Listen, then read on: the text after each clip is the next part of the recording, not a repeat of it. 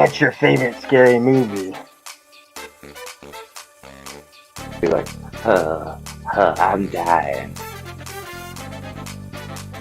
If some guy came up to me and said, "Hey, they guys, I'm like, it's over and done. We're married now." Someone in the movie, so I'm like, kiss. But Oh God, what a sea of humanity.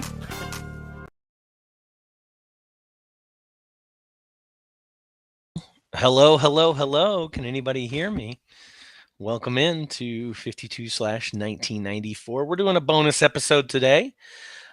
Let's get animated, where we're talking about 4 movies here on the 52/1994 channel, podcast, whatever it may be. So we're talking about those things. We're talking about 4 movies in particular, as you can see from the description today. We're talking about A Troll in Central Park. We're talking about Thumbelina. We're talking about Pagemaster. We're talking about The Swan Princess, I believe is the one that we're talking about. So we're going to talk a little bit about those. Maybe you've seen those. Maybe you haven't seen those.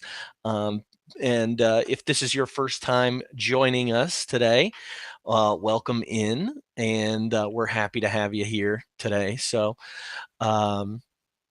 this is not normally what we do. Usually what we do is every Sunday we stream. We watch, we don't watch 52 movies all at once, but we watch 52 movies in a year, and each week we talk about one of those movies. And then I've been doing these bonus episodes just to kind of cover some more ground and hit on a couple, areas that I know people are really fond of, especially during this time in 1994. There's a lot of like kids movies or family movies. So that's what we've been doing a lot of over the last few months. And actually wanted to give some love to some of the animated movies that we don't usually talk about. Most of the time when we do animated movies, or we've talked about animated movies, they've probably been about, Disney movies. I know later this year we're going to be talking about The Lion King, as it's one of the biggest movies of the year that have come out. So we're going to be talking about that. But there are some littler movies that often don't get the love or acknowledgement that they deserve. Now, do all of these movies deserve that kind of love and people talking about them? Probably not. That's one of the things that I've come across when I've been watching these movies, is that maybe I'm not as big a fan of these animated films as I thought I would be, or thought I once was. But I definitely want to talk about each one of these and see if you'd seen any of them, or talk about your memories of them. I know we've got some familiar faces here in chat. Thank you so much for being here, chat. So thank you for being on and talking about it. So let's go ahead and start with our 4 animated movies. I think I'm going to go in order how I have them listed here. And let's start with The Pagemaster. So The Pagemaster comes out in 1994. It's basically a kind of mix of live action and animation, starring, the hottest child star in the world, which is Macaulay Culkin. So, we've already watched one of the movies this year starring Macaulay Culkin. And this kind of, this year is kind of the last year that we'll see Macaulay Culkin for a while. After he did Richie Rich and The Pagemaster, he was like, peace out. I don't want to be in Hollywood anymore. So after acting kind of ruined him. We also saw him in, I guess this is our 3rd movie this year, because he was in that Getting Even with Dad. And I think Getting Even with Dad was actually his last role. That's where he grew out his hair, long-haired Macaulay Culkin. But The Pagemaster talks about this child who is kind of, I don't know, a weenie is the best way. Richard Tyler is his name. And he's kind of afraid of everything. His parents don't know what to do with him. And they send him out to go, they send him out to the dreaded hardware store in the middle of a storm. I guess they didn't know it was going to storm, but they send this really, really scared kid out into the world to go pick up a part from the hardware store, and he doesn't want to do it. And it starts storming, and he takes shelter in a library, a local library, and ends up, slipping and falling in this library, and then is transported into this animated world full of books, and the books are alive, and each of these books kind of guide him through some adventures. The books are horror, adventure, and fantasy. I guess those were the only three that they met that they really liked, or felt like needed to be a part of this. But you know, a message or a movie with a very sweet message, I guess, and also encouraging children to read, I think, is a big part of this. So um, I did this rewatch, and he did have a better outing than Georgie, which is a callback to It and Pennywise. But on this rewatch, I think I had heard over the years that the Page Master was not well liked at the time. It definitely wasn't liked critically. It was 49% on Rotten Tomatoes. Again, that's not the end all be all, but it usually is pretty telling of if people like this movie or not. And didn't do too well in the box office either. It only had gained about $13 million in the box office after having a budget of $34 million. Certainly not the worst movie that we'll talk about on today's pod, but definitely not a great outing for them. So, chat. What are your thoughts on this movie? If you have any, if you remember watching it, or if you've done the rewatch this week, how did you feel about rewatching this movie? For me, this movie had honestly the best story, I think, out of the four that we've chosen. And I found myself, I think I enjoyed this one maybe the most out of the four that we had, and I might be alone on this, but no, I found myself a little bit excited to watch this one, and as I was watching, the nostalgia hit me for this one. There's a special song in this movie that reminds me of a Mariah Carey song, like One Sweet Day, I think is the song that it reminds me of. And so that song's a banger. But the song is, let's see what the song is titled. I forget what the song was titled. It was by Babyface and Lisa Stanfield. No, that's another song called Dream Away.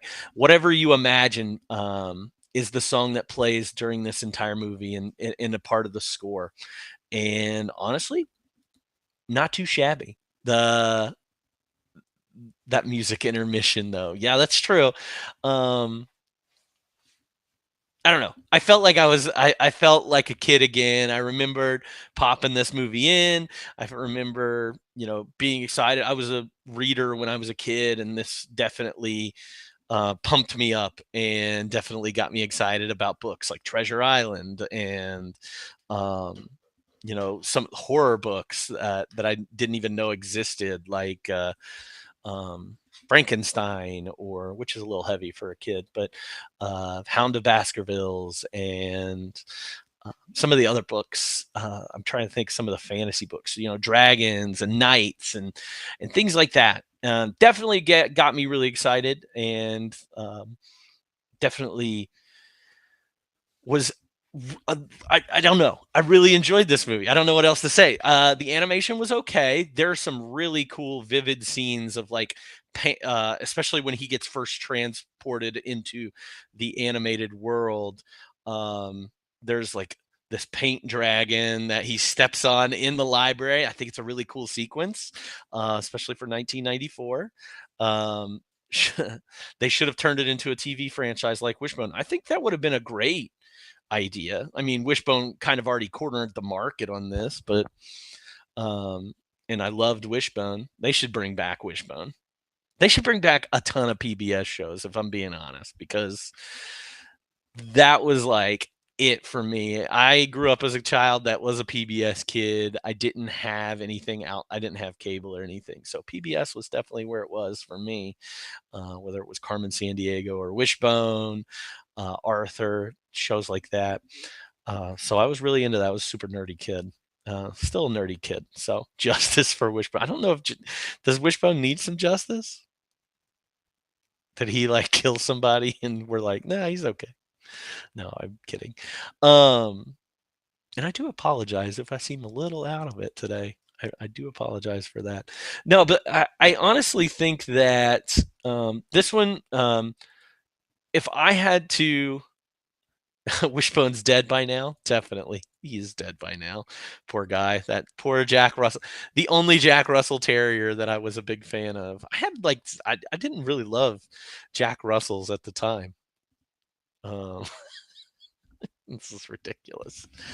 But anyway, if you are just joining us or you're just coming into chat or anything, we're talking about PageMaster. If you have any memories of PageMaster, or if you want to talk about anything about PageMaster, please let me know in the chat. This is a live movie conversation podcast, and the only way this conversation happens is by you putting things in the chat. So definitely participate and tell me what you tell me your thoughts on that.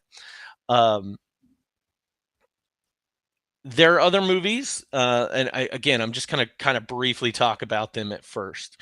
So the other movies that we have to talk about are The Swan Princess, which I think comes in as my number 2 movie. When I'm watching these movies, I was really surprised by how much I loved The Swan Princess. I love the story. I honestly thought this was a Don Bluth movie, like our last 2 movies that I'll be talking about. If you know anything about Don Bluth is kind of the, I don't want to say anti-Disney. I think he came from Disney. I think he was an animator at Disney before like making his own movies. But Don Bluth is most famous for movies like Land Before Time and Secret of NIMH and All Dogs Go to Heaven, American Tail. So those classic movies, those beautiful, beautiful movies. And I honestly thought The Swan Princess was a Don Bluth film. It was very bright. It was very pretty. It did remind me the most out of these 4 that I was talking about, even including Thumbelina, of being the most Disney princess like. I mean, it is literally called The Swan Princess, but I had never seen this movie before. It had kind of had all the trappings of a Disney classic Renaissance Disney movie that we got with the 90s, Little Mermaid, Beauty and the Beast-esque. It just felt a lot better. Let's see what somebody said here. Isn't there a moment when the princess asks if the prince likes her for any other reason than her beauty, and he says, what else is there? Yeah, that's exactly what happens. So I really like I know I keep saying I like this movie, but the way this movie starts out, it has, these 2 families that want to get their kids together and that they're going to end up getting married later in life, and the kids hate each other. And they sing a song about it. It's a really good song. I keep saying really good. Sorry.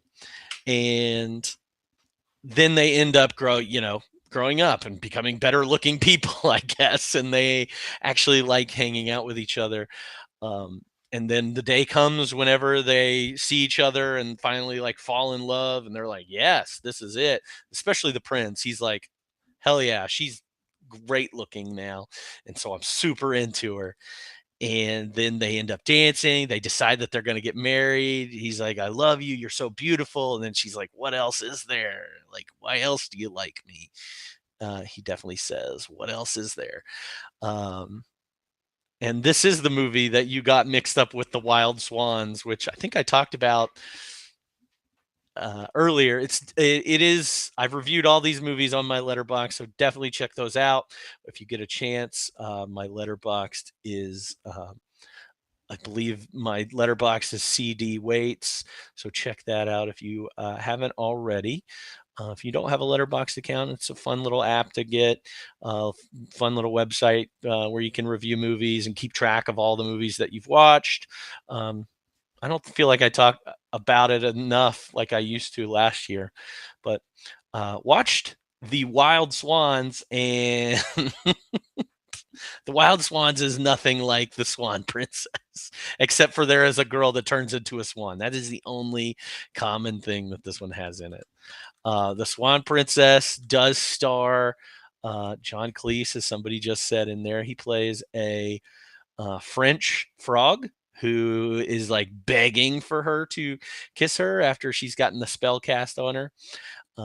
She gets like kidnapped and a spell cast on her to where she is a swan all day, every day until moon. She has to be standing on the lake while the moonlight comes out, and then she is transformed into a girl. And so this prince thinks that she's dead. All this ensues. There's a curse, blah, blah, blah. The prince has to show that he loves her in front of a bunch of people. Chaos ensues. There's a turtle voiced by Stephen Wright, which I thought was pretty great also. His nickname was Speed. And trying to think of anything else important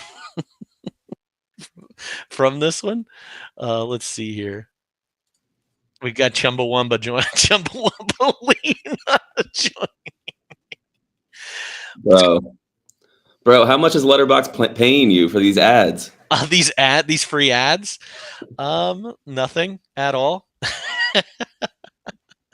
What's good? So, did you watch any of these animated movies? I watched most of 3 of them. What's the one you didn't watch? Thumbelina. Okay, you're not missing much. That was the last one on my list. Yeah.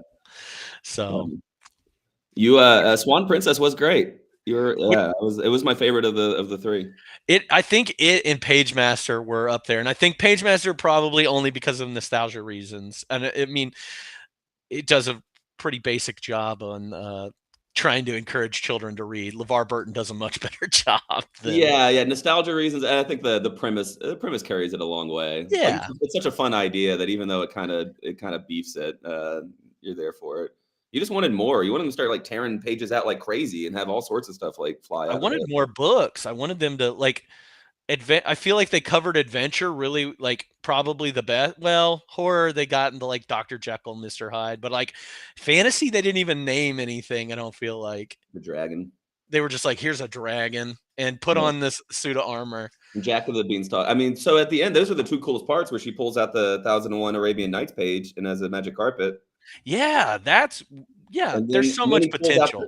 And he pulls out the beanstalk and gets out of the dragon's belly that way. And I was like, oh, that's pretty. You could do a million things like that. Why don't you do that more? And exactly what Joe said in the chat. Like, this would be a really good, would have been a really good TV show where every week you have them jumping into a different book and using items from books to get out of situations and scenarios. Yeah, greenlight that. Who made Pagemaster? Did you say?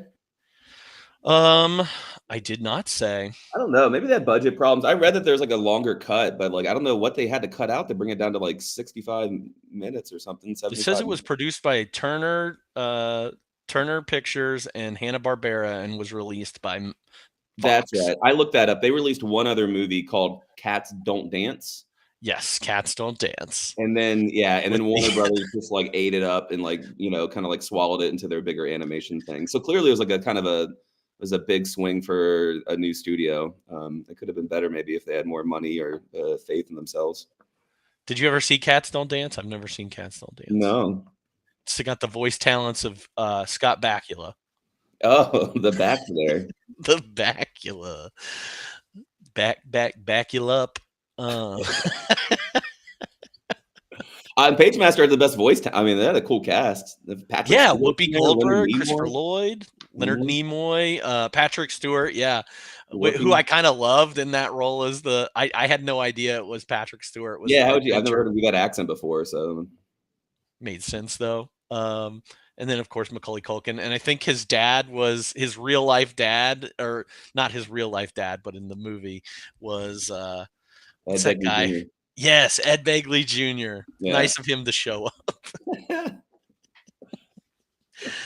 No, I think Swan Princess was really good. I had never seen that one growing, and I hadn't seen any of the other three. Page Master was the only one I saw growing up. Same, yeah. Swan Princess was the best. I don't think it was great, but it was the best. I liked the music was kind of mid, but it was kind of interesting because they all felt like stage musical songs the way they were written, rather than like animated movie musical songs. I don't know who they hired for that. Yeah, somebody who did that stuff for like Broadway or something. But that was kind of fun. It wasn't who it wasn't Babyface. It wasn't Babyface. I was gonna say that whoever did Thumbelina, and I cannot think of his name right now. Somebody famous did the Thumbelina. I am struggling right now. I am so sorry. No, you're good. Yeah, and I mean, some of the comedy work, like some of it was lame, but I mean, yeah, I loved Stephen Wright, and John Cleese did a good job. So they had like a whole cast of characters that were cute, and I was invested in. Because the two humans suck, like they're boring. Yeah, they are the most boring part of it. Even the prince's friend is way more interesting. Like everybody around the prince is better. The guy that voiced the prince's best friend is Scully from Brooklyn Nine-Nine. Oh, really? Is that what's his name? What is his name? Sorry, I had notes. I don't have them anymore. That's okay. Yeah, I know Scully. I mean, he's like kind of like the like square-headed, like typical cop-looking guy. Like Joel McKinnon Miller is his name. Okay, yeah. I've seen him in a lot of things. He's always eating a donut, or eating, period. So I thought that was an interesting one.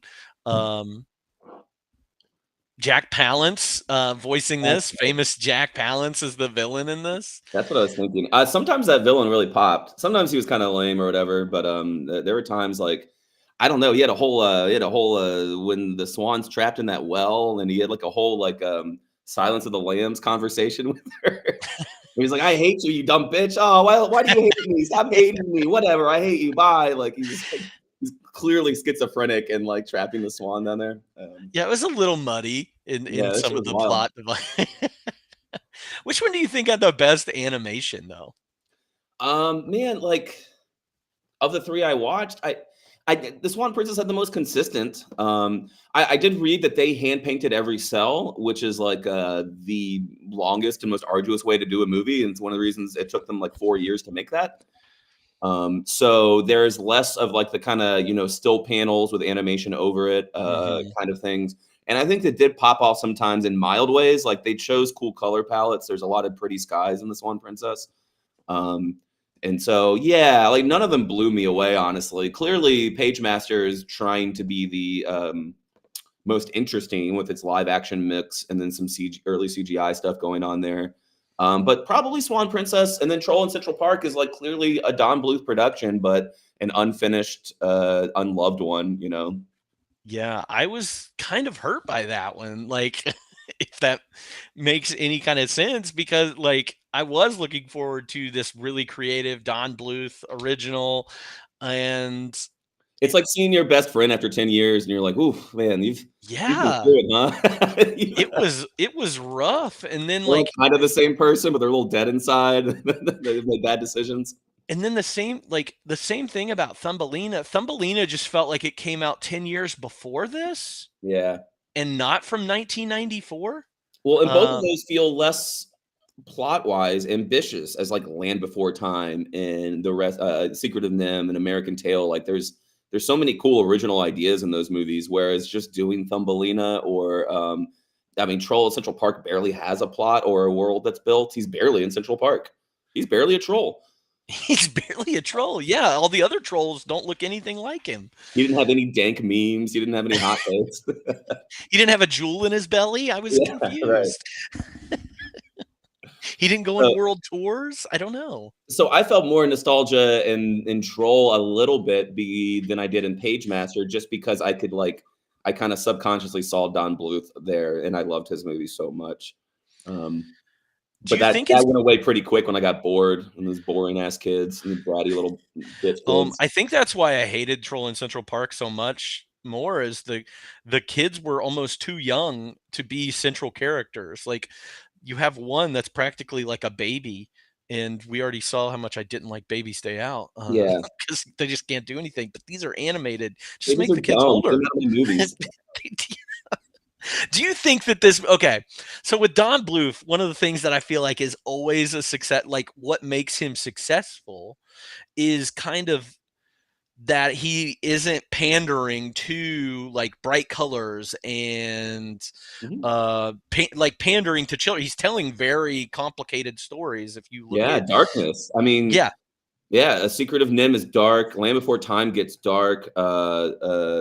American Tail, like, it tells an immigrant story, and there's like scary cats, and like he loses his family. Like When You Wish Upon a Star, like you feel that shit, and that what is it called? Somewhere Out There. somewhere Like out there, yeah. you really feel how like estranged he is from his family, how alone he is. But yeah, you don't get that in Troll in Central Park, and I assume probably not much in Thumbelina the way it sounds.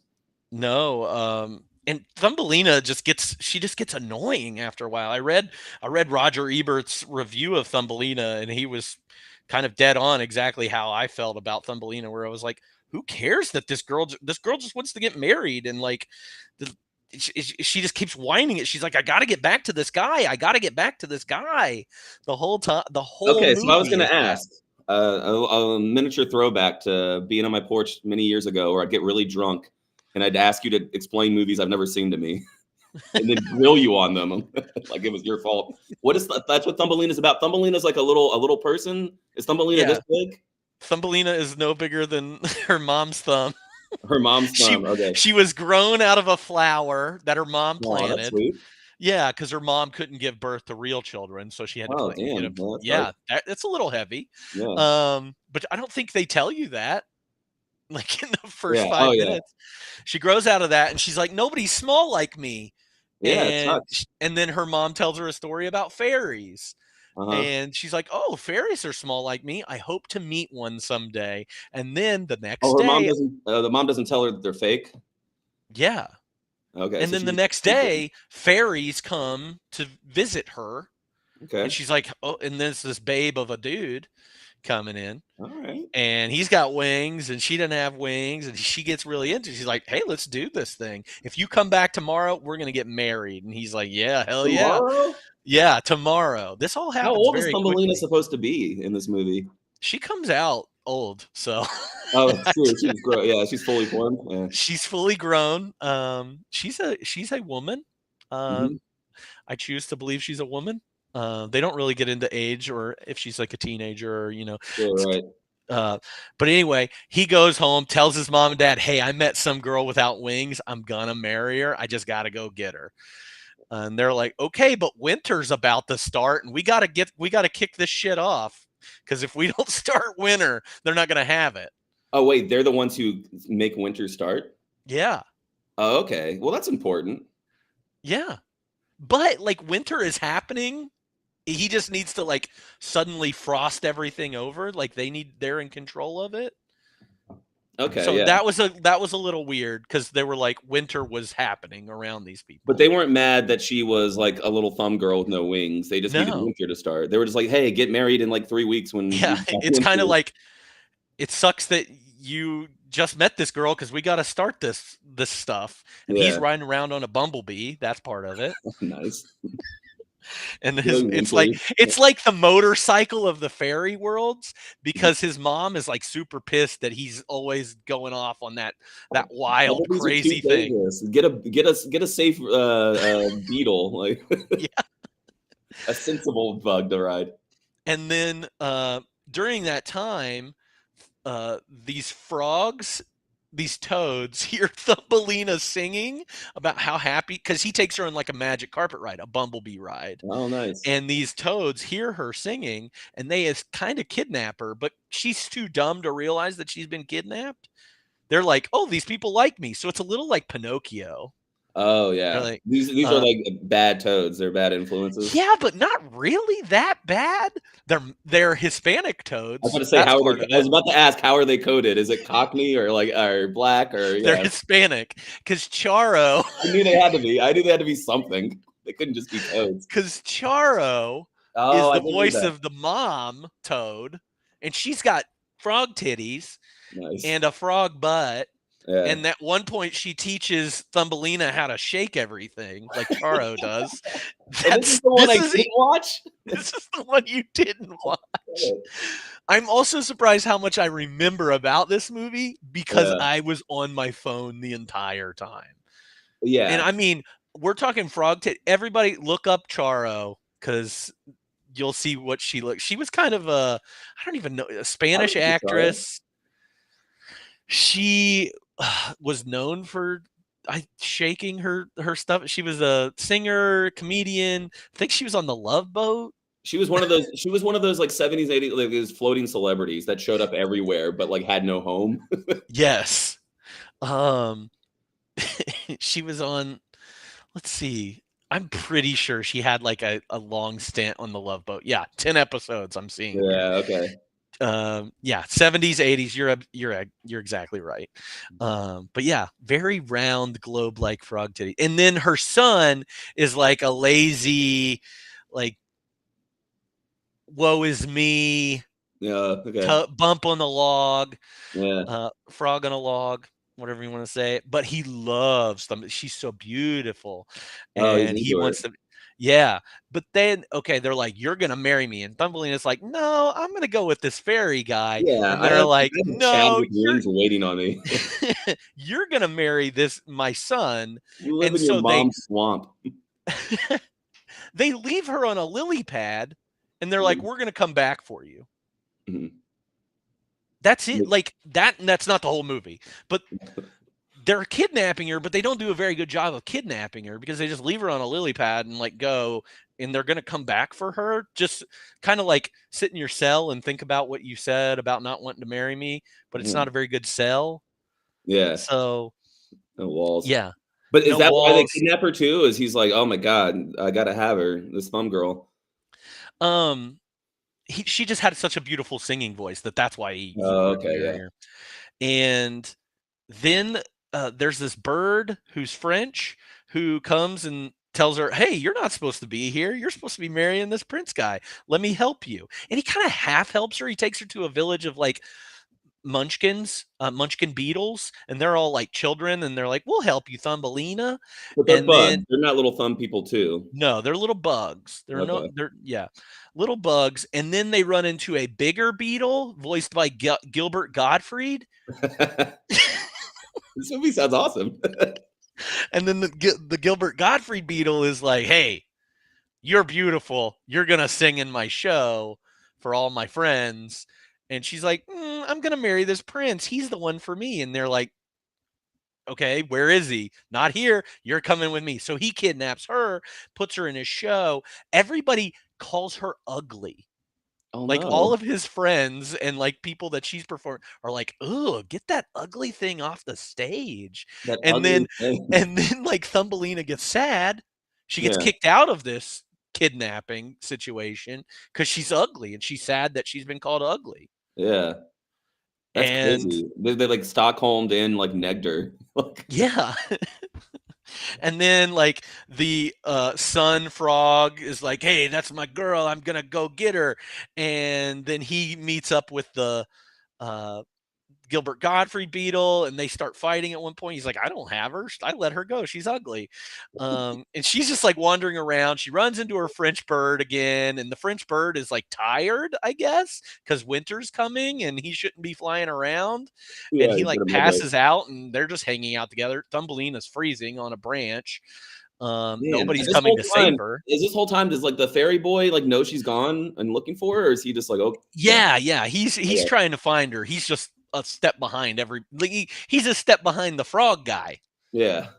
The, Okay, yeah. the whole time he's like just a step behind, and they're not very far away from the house where Thumbelina lives. They're They're so small. Yeah. yeah, I mean, it's like miles for them. It's like Yeah, 3 right. feet for us. but they eventually meet back up Okay. All and right. then get married. And winter starts, and because the prince is on like he has an ultimatum from his parents that are like, you got to get her today, Yeah. or we're starting winter without you, Oh and damn. we'll kill you and your bumblebee. And then when they live happily ever after, do they live with the fairy people, or they live back at her mom's base? They live with. She grows wings. She grows wings. Hmm. That's Oh, how she's beautiful, and she has wings, and she can sing. And she okay. now has her prince husband that was the entire reason that this whole movie happened. And then her mom. And She's she back is alone. voiced by Jodie Benson, who's the singing voice of Ariel. Oh, okay. So the music is good. The animation to me is the worst out of all four of them because, like I said, it's kind of it was super. I don't know if I just didn't have a good transfer of it or what, but Yeah. like it was super grainy. It looked like it was made in like 1984. It looked like Secret of Nim, kind of. Yeah, these things. I mean, these things probably like because I watched a couple on YouTube and like rented one. I don't know, like a remaster or whatever, or a more authoritative copy might brighten it up a bit. It's not going to fix all the problems, but it might fix some of what I saw as bad animation. They like to put a lot of characters in these movies. Yeah. That's what some of the sloppiness feels like too. And then when everything feels very episodic too, so it's almost like yeah, going really far back. I mean, you look at Lion King that has like a very structured plot in a linear way. Old Disney stuff would definitely be like, let's string together some of our like 5 to 8 minute cartoon ideas and as little segments in a larger narrative, which is why like the middle of a lot of old Disney movies gets like sags a little bit because it's not moving in a direction. But to have that in the early 90s, I mean, like, fuck, next year is Toy Story. Like, to like watch Troll in Central Park and know that it's like a year apart from Toy Story is kind of crazy. Yeah, and it always surprises me when I look at the time, like the date that Toy Story comes out in 1995, because of movies like this, because of Lion King even being 1994. Yeah. Uh, Well, and then we're also the previous like Disney Renaissance stuff has already kind of blown that stuff up. Two things about the Swan Princess. One, it was very like Beauty and the Beast vibes, including like the opening song. I was like, I've heard this song before. What is it? I'm pretty sure it's the opening song for Beauty and the Beast. Just Isn't makes it the same 5 notes? It's the yeah. beginning 5 notes. It's da da da da, and and then it's like a completely different song. Yeah. Like they kind of just change that and make it worse, and that's like the opening song in Swan Mhm. Princess. Also, I did read that the Swan Princess struggled because it came out in November of that year, and then it came out in competition to not the release of Lion King, but the re-release. Yeah, Like dirty. It's so dirty. like Variety, I didn't know if there was any evidence, but Variety magazine was like, Disney clearly did this on purpose to fuck over the Swan Princess. They were like, you're not touching us. We're gonna put the big hit movie that came out in June and left the theaters. We're gonna re-release it like the same weekend you guys dropped Swan Princess, and it kind of screwed them over. And Swan Princess also got 2, I guess straight to DVD sequels at least. Yeah, So it has that going for it. But yeah, it is Beauty and the Beast light, or heavy, whatever you want to say. yeah. Troll in Central Park. Oh no, what I wanted to say about Thumbelina, Barry Manilow was the person that did the music for Thumbelina, and the music in Thumbelina sucks. It Oh, is it's not bad. good Yeah, compared to the other two. Well, even like Troll in Central Park has better music, I think, than yeah. I forget. It's been a few days, but I forget that opening song from like Griselda, whoever the bad guy is. She was pretty cool. Cloris Leachman's character. I Yeah, don't know how to pronounce her name, and I'm kind of afraid to. It doesn't have a hard R on it. It's Gnorga. Ganarga, yeah. Gnorga, yeah. Ganorga, yeah. They say it a lot. Yeah, yeah. But the music in none of them was spectacular. But I mean, No. whatever. It can't always be. I guess these are lesser entries. But okay, so out of the ones you did watch, or and you watched most of them except for Thumbelina, which doesn't really have like a standout villain. Which film do you think had the most memorable villain in it? Oh, man. So I mean, it's down to Gnorga and what's his face, Rathbone or some shit. Um, Rathbone. I liked her. I thought she was great. Yeah. He could have like he had a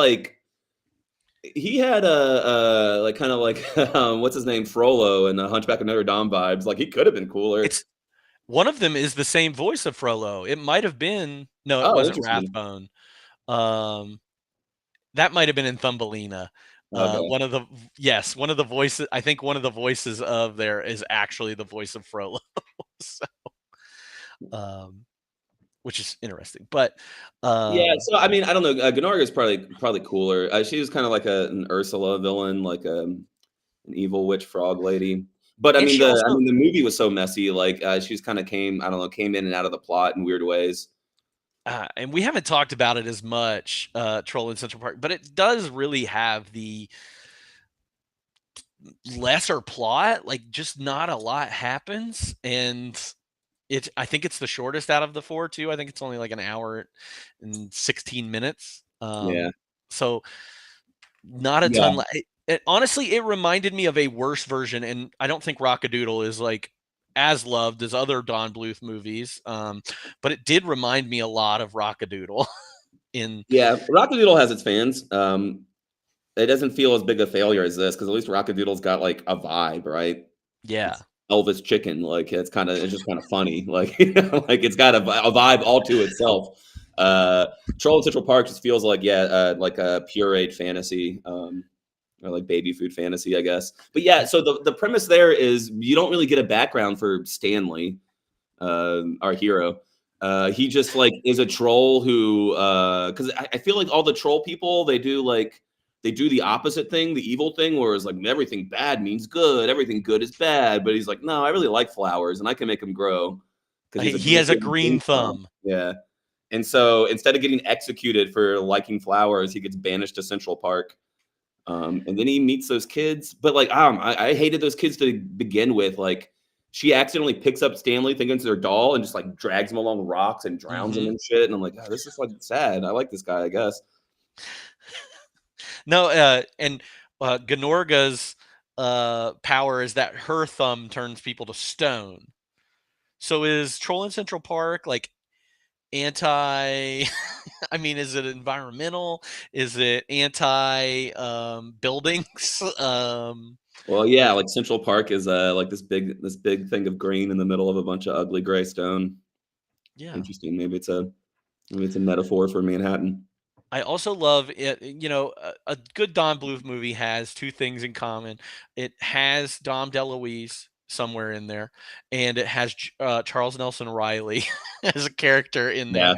Yeah, Love Charles Nelson Riley, but he is kind of second to Gnorga, and he doesn't quite shine as he does in like All Dogs Go to Heaven or totally. I mean, he or does kind of make he does fill out a little bit like the Gnorga segment, so it's not just like a single like evil queen with one vibe.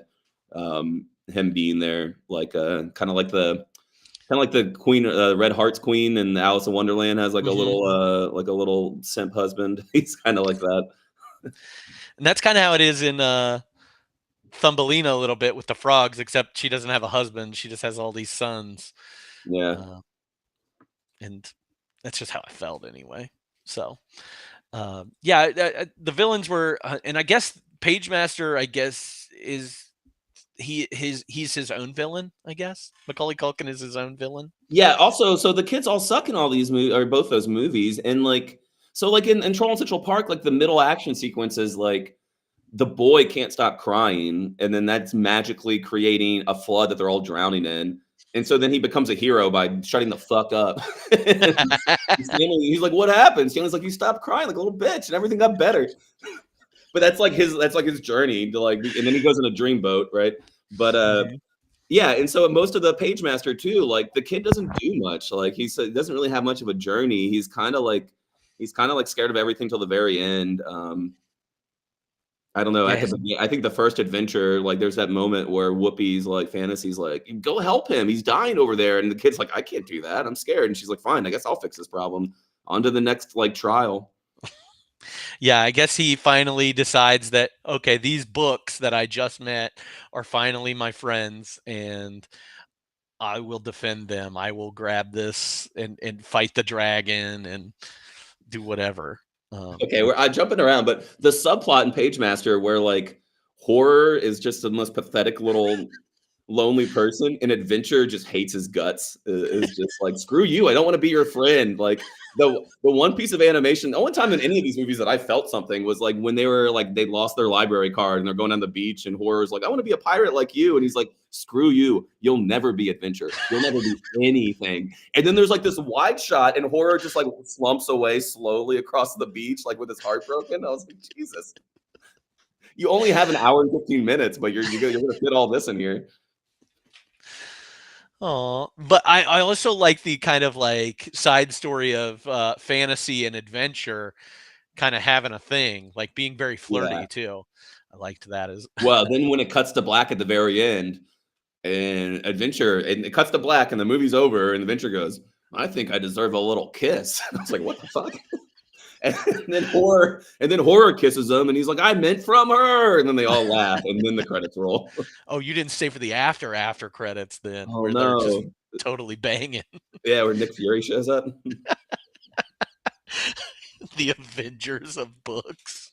By the way, the kids who were watching Thumbelina and Troll in Central Park at like 9 years old then are now watching like Infinity War at 9 years That's old. true. Can you imagine that difference?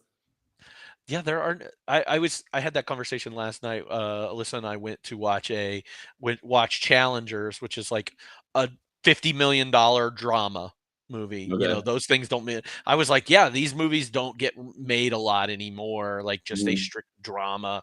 And then I was like, family movies don't really get made anymore. They throw them on Netflix. They throw them on a streamer. It's all Um, streaming, right? it's Kids all content is all streaming. streaming. So like even like we've had conversations before about like the multicam sitcom being dead, except for like a couple things for boomers on cable, and then a bunch of content for kids on streaming. Like they still do multicam stuff on like the Disney app, you know, for tweeners and stuff like that. And a lot of time, like the kids won't even want to watch it. Like some of the, like they're not going to sit down for an hour and 15 minutes and watch some. It's slow to them. Like I would Yeah. love to see some data on attention span, and that's not knocking them. It's just different entertainment things. We don't get what Well, I they're mean, they watching. still exist. It's all animated. There's no like some of the movies we're watching this year, like with the kid stuff, like live action stuff for kids in the theaters. I'm trying to think of anything, but it's all. I mean, like you know, Frozen 2 were big hits, Mhm. and those were straight up kind of classic Disney style movies.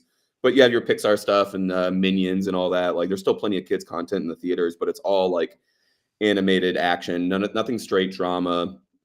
Nothing's as gender coded anymore, which is kind of nice. Yeah, I don't know. There's no family entertainment. Coming Yeah, out no every family week like there used entertainment. to be. There's no Jack with Robin Williams. It's probably for the best. That's a Francis Ford Coppola movie. Just wanted to let everybody know that. Oh, I forget that. Yeah. Um, And there's no like Disney Channel movie of the month. I don't know, like because those were all like live action things. You know, the monthly Disney Channel Mhm. movies, the Johnny Tsunamis and Xenons. And I'm trying to think. Does Don Bluth? I'm trying to think of other Don Bluth movies that come out. What comes out after this? a Like, couple things. I mean, his last thing was Titan AE, right? ooh, I remember Titan AE, and I Which was liked like Titan AE. it's like fun to me, but it's kind of a bomb and was like a big swing for the fence. And I think him and his animation partner gets forgotten a lot, but he's always worked. They're always working together. Gary Goldman Mhm. works on pretty much everything Don Bluth does. Oh, Anastasia comes out, and that's a huge hit. Yes, Anastasia, that's the one. And he has a little sequel. It ends up getting made into a Broadway musical, a successful Broadway musical. Mhm. So Pebble and the Penguin, I remember that one being advertised a lot. Yes, and I don't think that was a big hit either, but that comes out the next year. And then Anastasia '97 is a big hit, and then it's Titan AE, and that's pretty much it. Like as far as like major works. So this is the end of his career. Mm. So he had a good he's like the Rob Reiner of the animated world. He does like 5 in a row that are just bangers, and then Yeah. he hits Rockadoodle, and it's all downhill from there. It's the except for 90s. Anastasia. Yeah, I mean Anastasia slaps, right? I feel like I haven't seen that one in years, but I feel like if I rewatched it, it would blow all of these movies The out of the music's water. great. I love Yeah. the music in that. He also did that Dragon's Lair. Do you remember that Oh video yeah, the game? video game, the Yeah. impossible to play video game with the most beautiful art ever made. But apparently there's been talk that one is getting remade into a movie or getting made into a movie. I don't know how old Don Bluth is now. He's 86, so I don't know if he's gonna hop on that and do that. But it would be very Miyazaki to go out with Dragon's Lair. Yeah, they came out with the Dragon's Lair in 2002, which he was a director on and a background artist. Bummer. A Dragon's Lair sequel. Yeah, I guess I could make that in a movie. Why not? It's an impossible game. I tried playing it at an arcade once. Well, it's funny. You just have to have lightning quick reflexes, and then it's like a quarter eater. So like you just have to memorize things, have lightning quick reflexes, and then what people always bring up is that like it's the most beautiful art in the world, but you have to stare at 4 arrows in the corners. You can't look at the art. You can't see the game. I had no idea that you stare. You didn't even. No wonder I couldn't beat the game. Well, I that's the couldn't thing. get past the first thing. It's jumping on a fucking bridge. Yeah. So if something happens and like really quick in one of the 4 like compass directions, an arrow flashes, and you have to react real fast. So you have your eyes kind of have to like. I'm getting into video game shit, but like people talk about like Metal Gear Solid, the original video game, being so good, but it's a stealth game and you're constantly watching the shitty little radar in the corner of the screen and not the cool graphics, right? Like you're just stuck watching the worst part of the screen. So Dragon's Lair is kind of like that, where it's like amazing detailed art, but you're sitting there staring at the top of the screen, waiting for an ugly arrow to pop up. But if Chad, if you haven't seen any Dragon's Lair, go to YouTube and just watch a few clips. Like it was an arcade machine that blew people away because it was in 1983, so it's like the era of Pac-Man, but it's like better animation than any of the movies we're looking at. And it's just a guy with a sword going through a castle trying to save a over-sexualized woman. If you remember the end of that, like he is naked and sexed up. I remember seeing, and I know we're going off, but this, talks about Don Bluth, but what the inside of the video cabinet looks like. And it's just like a laser disc player at the very bottom. Like there's like hardly anything in the machine like there are other ones. And it's just this giant laser disc player in there. That's how they did it, because it blew away the arcade world by looking so different. But it wasn't a video game. It was a laser disc that randomized different 10-second scenes. Mm-hmm. So like whether you were going to get the alligator next or the flying pit or the big spider or the rickety bridge, like would be randomized as you went through the castle. And then you'd have to hit like the button really fast at the right moment. So if you played enough, you could memorize every scene and get a good rhythm and get to the end. But it took 1,000,000 quarters to do that. But each 10-second scene of each like little danger the guy has to go through is like gorgeously animated. But yeah, it was kind of a trick. People were like, video games can look like this. It was like, not really. It's more like an interactive DVD, like Laserdisc. Yeah. They've definitely improved that genre of video game since then. Yeah. Okay, so back to the animated movies. Let's see here.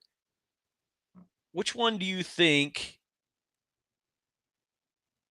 is the most imaginative, I guess? Whether it's through animation, story, which one do you think? It has to be Page Master, which again is the only reason I think that it still kind of challenges like Swan Princess or something else. I think it's like a brilliant idea that was like, pulled short. But it's not like it's not the most creative thing, like, oh, who could have ever thought this? But like, yeah, doing a multiverse of like public domain things. I mean, it's kind of what Disney did. It built its whole empire on public domain stories and retelling them or whatever, but to have like a multiverse version of them and put it in a library and the magic of books and all that stuff, it's like, yeah, it's a slam dunk elevator pitch, right? Like I think I agree with you. I mean, the other two are two of them, Thumbelina and Swan Princess, are based on stories, or not original stories, but based on IP or Hans Christian Andersen stories, just like Disney has done. And then Troll in Central Park, I guess, is the other original one, and just wasn't as thought out, I guess, as it could have been. Yeah, on that note, like I think on Wikipedia there's a quote from Don Bluth where like he regretted the movie. I think he said in 2001 he was like, "Yeah, like crafting a film like this, like it's like gestating and nursing a baby. Like there's these little steps you have to do along the way to like make it full grown, and like we learned how to fuck that up in this movie. Like clearly, because this movie was also on the shelf for like 2 years. It wasn't made in 93 or 94. It was made for a couple years. And then like they kind of knew it sucked and maybe we're going to fix it or do other stuff with it. And then at the end of the day, just kind of dumped it out the theaters. So yeah, it's not the most imaginative because it's like, it's got two basic premises. And one of them is like Page Master, like, hey, let's go on a like psychedelic trip about imagination and show kids how to like, imagine, beautiful things. But yeah, it's only got those ideas. Is Christopher Lloyd in every child's movie in this deck or in this part of Probably. I mean, he's in Dennis the Menace, he's in Page Master, Camp Nowhere. I mean, this is kind of a hot time for Christopher Lloyd. I think it's fucking easy money, I bet too. Good for him. Oh yeah.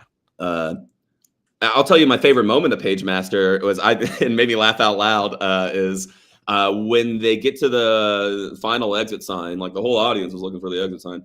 But they get to the exit sign and Page Master's there and all the books bow down and they're like, hey, that's the Page Master, chill out. And the little kid goes, fuck that guy. I know that motherfucker. He's the one who put me through all this shit. And he just immediately like challenges him. He's like, why did you do that to me?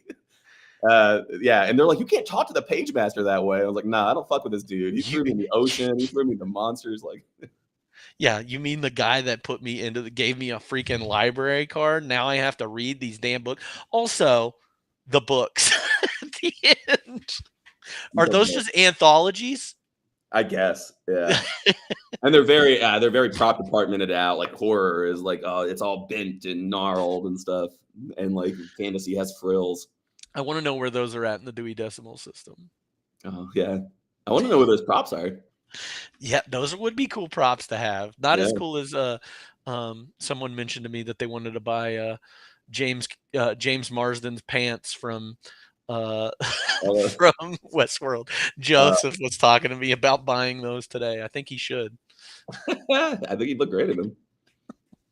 Ooh, that's a fun fact. John Cleese reportedly chose Jean Bob over Zazu in Lion King, so he chose Swan Princess over Zazu. That's great. I mean, he has like Zazu vibes in here.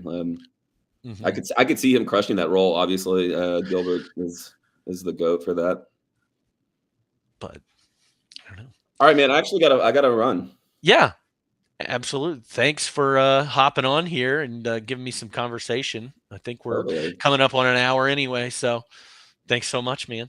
All right. Love you guys. Bye. I'll close it out. Thanks. Well, thank you, Ryan, for hopping on here talking about these animated movies with me for an hour or so. Thank you, chat, for being here for that hour as well. I really do appreciate you all showing up, maybe watching these movies and communicating in chat and trying to keep things going. So I do appreciate you all as well.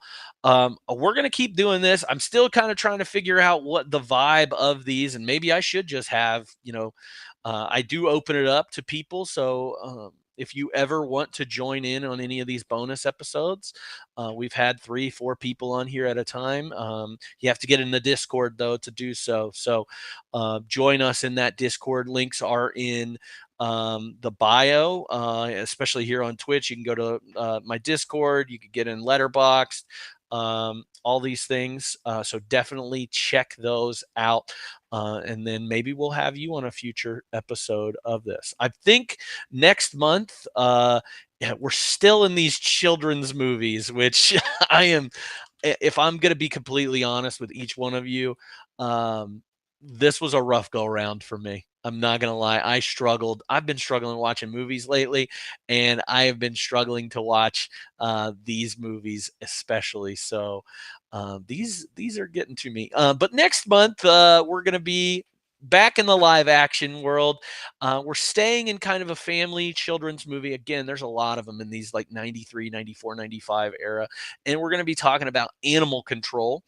We're going to jump in here the week after. I believe the week after Memorial Day, we're going to be talking about movies like Monkey Trouble, Andre, about the seal, Lassie, and Black Beauty. 4 movies that all have an animal in it. I don't think any of the dogs die in any of these movies. So I think we're good. No animal deaths in any of these, if that's something that you are triggered by. So that's what we're going to be doing for the next month for those. And we're going to continue to do our 52/1994 regular programming every Sunday here. This Sunday, we're going to be talking about Natural Born Killers. We're not talking about Old Yeller. That came out a long time ago, not 1994. But we're going to be talking about Natural Born Killers this coming Sunday. And I look forward to having that conversation as well. So if you want to keep up with us, again, Letterboxd, we have the Discord. You'll be able to keep up and actually get ahead of what we're watching and maybe watch some things ahead of time so you can come in here and chat with us. We love having you in here. We love having this live, and we want to see you next time. So if you are new here, drop a follow and keep up with us whenever we drop start streaming. So other than that, we'll see you next time this Sunday on 52/1994. Thank you.